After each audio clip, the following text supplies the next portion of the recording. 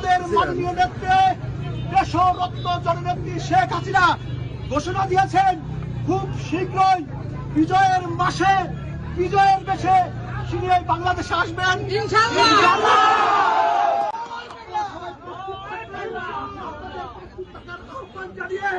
এবং জাতির জনক বঙ্গবন্ধু সহ করেছেন তাদের প্রতি শ্রদ্ধা জানিয়ে আপনাদের সকলকে ধন্যবাদ জানিয়ে আপনারা কোনো ভয় পাবেন না। আমরা হলে আমি সেটা দেখবো।